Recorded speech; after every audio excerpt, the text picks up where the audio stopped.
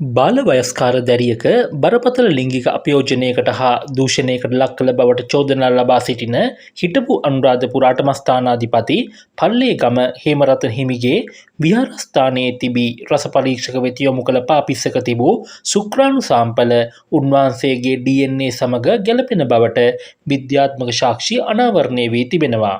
කෙසේ වෙතත් එම පාපිස්සෙන් වින්දිත දැරියගේ DNA හමු නොවූ බවත් මීට පෙර දැරියගේ යට ඇඳුම් සහිත වළදමා තිබූ ඇඳුම් කොටස් වලින් ලබාගත් වාර්තාවලද හේමරතන හිමිගේ DNA සාක්ෂි අඩංගු නොවූ බවත් විශ්වාසවන්ත ආරංචි මාර්ග පවසයි.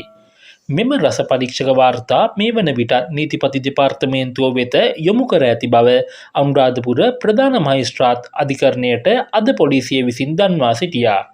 සිද්ධිය වූ ස්ථානය දැරිය විසින් පෙන්වා දෙන අයුරු දැක්වන වීඩියෝ දර්ශන ඇතුළත් සංයුක්ත තැටිමෙන්ම දැරිය ලබා දුන් වීඩියෝ සාක්ෂිද අධිකරණයට සහ නීතිපති දෙපාර්තමේන්තුවට බාර දී ඇත.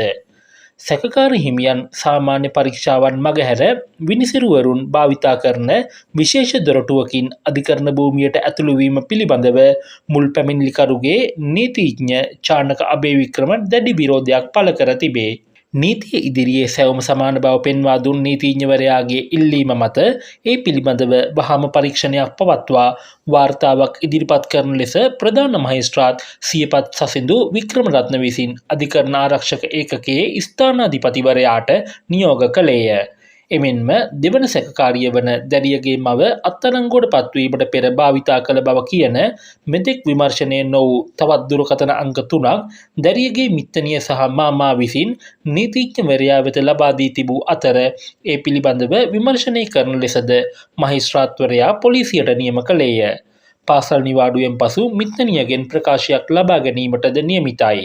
එමෙන්ම දැරියව අධිකරණ මනෝවෛද්‍යවරයෙකු වෙත යොමු කරන ලෙස පොලිසිය ඉල්ලා සිටි අතර වෙනත් පරිවාසයක සිටින බාල සොහොයුරියට වීඩියෝ ඇමතුම් ලබා ගැනීමට දැරියට අවසර හිමි විය.